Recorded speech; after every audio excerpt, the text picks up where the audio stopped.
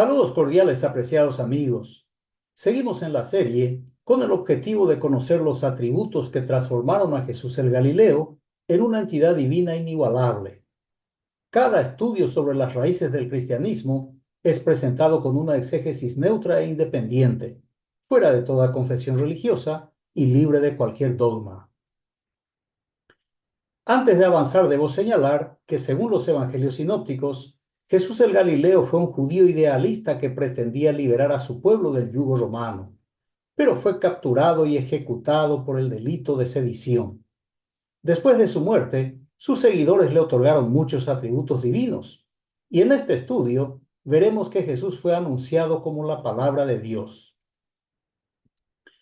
Este atributo le fue concedido generosamente por el autor del Evangelio de Juan. Juan capítulo 1, versículos 1 al 5, en la versión de la Biblia Jerusalén Latinoamericana, edición 2007.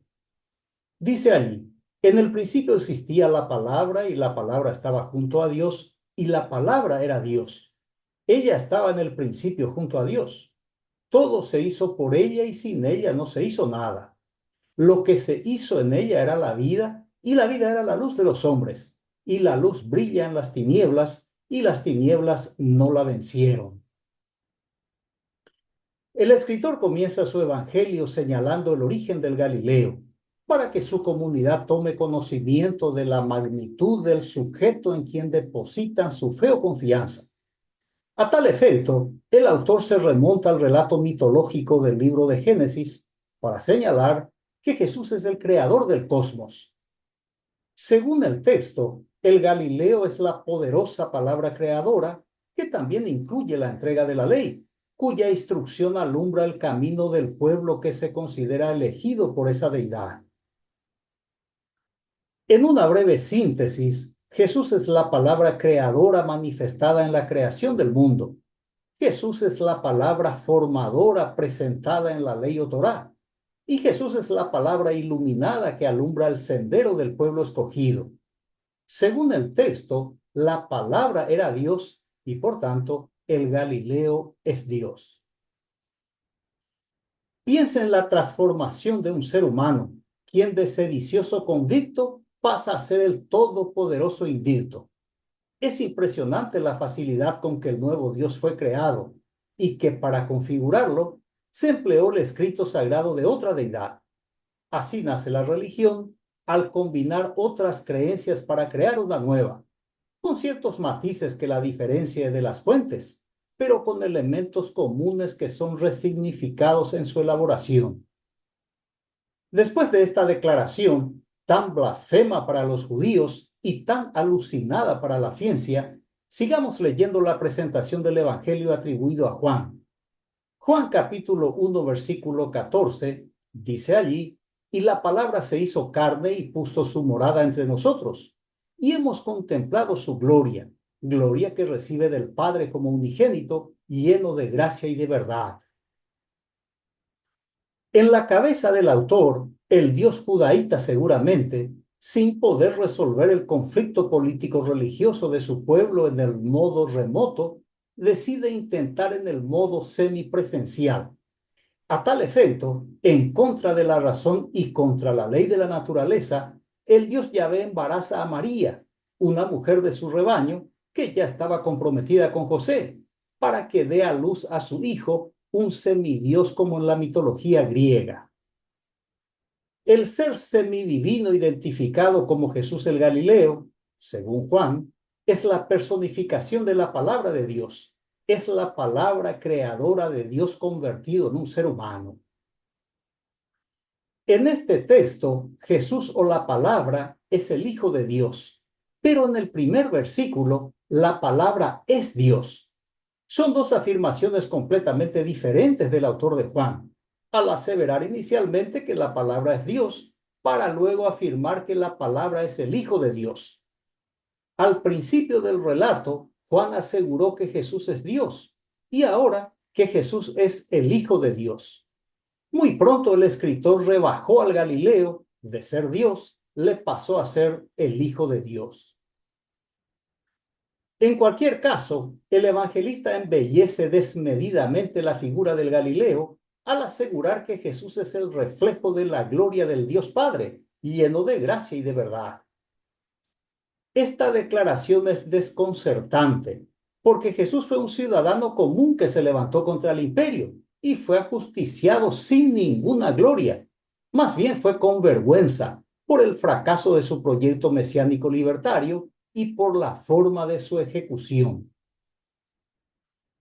En otra observación, si Yahvé es el Padre de Jesús, por la Biblia hebrea sabemos que toda la gloria del Dios Yahvé es artificial, que es pura propaganda religiosa, de modo que su Hijo amado no puede ser diferente. Y es precisamente lo que hace Juan. Le adjudica a Jesús una gloria ficticia con el propósito de enaltecer excesivamente su imagen, a fin de que el nuevo Dios sea lo más atractivo posible, tanto para el lector como para los oyentes. Avancemos otro poco en la misma sección, en Juan capítulo 1, versículos 9 al 11. Dice allí: la palabra era la luz verdadera que ilumina a todo hombre viniendo a este mundo. En el mundo estaba y el mundo fue hecho por ella, y el mundo no la conoció. Vino a los suyos y los suyos no la recibieron. La palabra de Dios vino al mundo de los judíos e iluminó a todo hombre con la verdadera luz. Esta es otra herejía del escritor, porque el Galileo vino a un mundo que ya estaba iluminado por las leyes atribuidas al Dios Yahvé, su supuesto padre, según la mitología cristiana.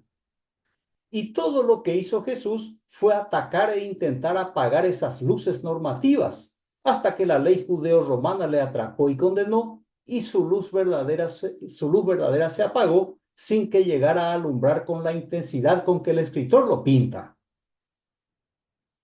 Según Génesis 1, el mundo judío fue hecho por Yahvé, y según Juan, Jesús o el Hijo de Yahvé estaba en el mundo de Judea, y sus habitantes no le reconocieron como la palabra de Dios. Así que no le recibieron como corresponde a un ser divino, a un ser iluminado, porque Jesús fue un agitador y blasfemo que criticaba las leyes de su padre Yahvé, y un hombre agresivo y violento que causó mucho perjuicio al invadir el patio del templo. Recuerde que al inicio Juan afirmó que la palabra era Dios. Después esa misma palabra se transformó en Hijo de Dios. Pero el Galileo nunca pudo demostrar el atributo que le concedieron generosamente. Primero porque su misión fue independizar a su pueblo del poder romano. Y segundo, porque este evangelio de naturaleza político-religiosa fue escrito medio siglo después de la muerte de Jesús, ocultando la humanidad del Galileo. Muy bien, ya lo oímos al autor del Evangelio de Juan. Ahora corresponde escuchar al Galileo. Veremos si Jesús se identifica con la descripción de Juan, que Jesús es la palabra creadora manifestada en la creación del mundo, que es la palabra formadora presentada en la ley o Torá, y que Jesús es la palabra iluminada que alumbra el sendero del pueblo escogido. Según Juan, la palabra era Dios y consecuentemente el Galileo es Dios. Empecemos por Lucas capítulo 11 versículos 27 y 28 respectivamente. Mientras él decía estas cosas, refiriéndose a Jesús, una mujer de entre la multitud levantó la voz y le dijo: bienaventurado el vientre que te trajo y los senos que mamaste. Y él dijo: antes, bienaventurados los que oyen la palabra de Dios y la guardan. María, la madre del Dios Jesús, fue lisonjeada por una mujer que escuchaba el discurso de su hijo. Conmovida con el relato del Galileo, alabó a doña María por la dicha de cargar en su vientre y amamentar al brillante orador. Y como ya hemos visto en un capítulo anterior, Jesús no comulgaba con su madre, y en esta ocasión, al oír el nombre de ella y el elogio de una enigmática dama, reaccionó al instante y corrigió a la misteriosa mujer diciendo: bienaventurados son los que oyen y guardan la palabra de Dios, y no la madre que le parió y amamantó. Jesús aclara que la autoridad de la palabra pertenece a su Padre, que la palabra es Dios y por tanto el Galileo no es la palabra de Dios. Reitero, Jesús aclara que la autoridad de la palabra pertenece a su Padre, que la palabra es de Dios y por tanto el Galileo no es la palabra de Dios. Esto es lo más importante en el corto relato de Lucas, que Jesús no es la palabra de Dios. Y para elaborar su narrativa, puso en boca de la eufórica mujer un fragmento del Cántico de María que escribió al inicio de su evangelio, en Lucas capítulo 1, versículo 48, que dice: porque ha puesto los ojos en la pequeñez de su esclava. Por eso desde ahora todas las generaciones me llamarán bienaventurada. Lo que Lucas hizo fue cumplir el deseo de doña María, la Madre de Dios, del Dios Jesús. Lo mismo hace el pueblo católico al venerar a María durante todo el año, pero el mundo evangélico la recuerda solo una vez al año en la celebración de la Navidad. Veamos otra evidencia en que Jesús señala claramente que no es la palabra de Dios. Juan capítulo 14, versículo 24. Quien habla ahí es Jesús. Dice: el que no me ama no guarda mis palabras, y la palabra que oís no es mía, sino del Padre que me envió.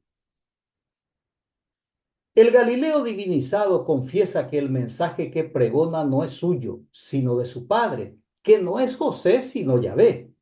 Jesús no se considera la palabra de Dios, sino el enviado del Dios de la palabra. Pero curiosamente el Galileo está en contra de las leyes promulgadas por el Dios de los hebreos y en total oposición a las autoridades judías. El carácter conflictivo y arrogante del Galileo también se puede observar en el Evangelio de Juan, en el capítulo 5, versículos 45 al 47. Les decía Jesús: no piensen que les voy a acusar yo delante del Padre. Su acusador es Moisés, en quien han puesto su esperanza. Porque si creyeran a Moisés, me creerían a mí, porque él escribió de mí. Pero si no creen en sus escritos, ¿cómo van a creer en mis palabras? El autor de Juan crea otra herejía, porque Moisés no escribió nada sobre ningún Mesías, y mucho menos sobre Jesús. Nada, absolutamente nada.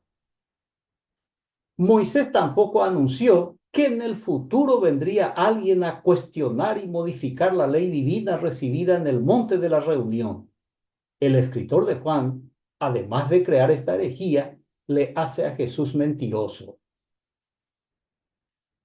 No obstante, este texto concuerda con Juan 14:24, en que Jesús afirma ser un enviado de Dios y no la palabra de Dios. El autor de Juan, por lo visto, olvidó que al inicio de su evangelio le había presentado a Jesús como la palabra de Dios, porque en estos dos textos recién leídos, Jesús no dice ser la palabra de Dios, sino apenas un mensajero de Dios. Así que Jesús, una vez más, desmiente al autor de Juan. Además, hay bastante evidencia en los evangelios de que el Galileo es solo un emisario de Dios y no la palabra de Dios. Muy bien, dejemos a Jesús y a Juan para conocer lo que dice el apóstol Pablo al respecto. Colosenses capítulo 1, versículos 25 al 27, escribe Pablo lo siguiente: de ella fui hecho ministro según la administración de Dios que me fue dada para con vosotros, para que anuncie cumplidamente la palabra de Dios, el misterio que había estado oculto desde los siglos y edades, pero que ahora ha sido manifestado a sus santos. A ellos Dios quiso dar a conocer las riquezas de su gloria, las riquezas de la gloria, mejor dicho, de este misterio entre los gentiles. ¿Cuál es esa? Es Cristo en vosotros, esperanza de gloria. Saulo de Tarso, al igual que el Galileo, se considera a sí mismo un mensajero de la palabra de Dios. Pablo afirma a sus seguidores de Colosas que Dios le constituyó ministro de su palabra, que Dios le encargó el anuncio de su palabra para que lo hiciera cabalmente, es decir, sin alterar o falsear o amañar el mensaje divino. Verifiquemos ahora si Pablo cumplió con el encargo, como asegura a sus seguidores. En primer lugar, cualquiera pensaría que Pablo anuncia la palabra del Dios Yahvé o de su Hijo amado, pero no es así. Pablo predica la palabra de su Cristo. Pablo predica la palabra de su Cristo porque su mensaje es contra la ley de Moisés o de Yahvé, a la que llama estiércol en su epístola a los Filipenses, prohibiendo la circuncisión. Ahora, de la palabra del Galileo, Pablo solo aprovecha el rito de la Eucaristía o la Cena del Señor. El mensaje de Pablo no es la palabra de Yahvé ni la de Jesús, sino la palabra de su Cristo. En este sentido, Pablo crea la figura de su Cristo con una enseñanza diferente de Yahvé y de su Hijo amado. Y para legitimar, afirma que se trata de un misterio que había estado oculto, que es un designio secreto y antiguo de Dios, que consiste en la persona de Cristo, del Cristo de Pablo. Así que según Pablo, la palabra de Dios es la palabra de su Cristo, la que a su vez es la palabra de Pablo, el creador del Cristo de la fe. Repito, la palabra de Dios es la palabra de su Cristo, según Pablo, la que a su vez es la palabra de Pablo, el creador del Cristo de la fe. La afirmación de Pablo genera varias preguntas, como por ejemplo, ¿cómo se enteró del misterio? ¿O cómo supo que el misterio estuvo oculto por los siglos y generaciones? ¿O cómo se dio cuenta de que Dios quería revelar las riquezas de su gloria? ¿Y qué Dios es ese? ¿Y qué gloria es esa? ¿Y qué esperanza es la que ofrece? Lo cierto es que Pablo crea una narrativa teológica marcadamente ilusoria, para no decir otra cosa, y de ese modo presenta a su Cristo como la palabra de Dios. Colosenses capítulo 3, versículo 16, dice Pablo, la palabra de Cristo habite en ustedes con toda su riqueza. Instrúyanse y amonéstense con toda sabiduría, cantando a Dios de corazón y agradecidos, cantando salmos, himnos y cánticos inspirados. Para Pablo, la palabra de Dios no es la de Jesús el Galileo ni la de Yahvé, sino la palabra de su Cristo. Quien diseñó la imagen de Cristo y escribió la doctrina de Cristo fue Pablo. Consecuentemente, la palabra de Cristo es la palabra de Pablo. Esta ideología es la que impone a sus seguidores de Colosas que se saturen de la palabra de su Cristo y se instruyan y amonesten con ella, enriqueciéndose mutuamente. Para finalizar, le voy a mostrar el verdadero carácter de Pablo. 2 Corintios capítulo 2, versículo 17. Dice allí Pablo, pues no somos como muchos que se benefician falsificando la palabra de Dios, sino que con sinceridad como de parte de Dios y delante de Dios hablamos en Cristo. Vea tamaña hipocresía del falso apóstol, el beneficiario por crear herejías, falsificando el objetivo de los escritores de la Biblia hebrea. Pablo es el principal falsificador de la palabra del Dios de los hebreos, porque la toma y la aplica a su Cristo y las interpreta según sus intereses. Pablo no es sincero, es manipulador. Pablo no habla de parte de Dios, sino de parte de sí mismo, exponiendo su ideología político-religiosa y filosófica en su Cristo, la figura que proyecta su pensamiento. Muy bien, concluyo la exposición con la afirmación del poeta y pintor inglés William Blake. La verdad malintencionada es peor que la mentira. Agradezco su amable atención, reciba un fraterno abrazo y hasta el próximo estudio. Gracias.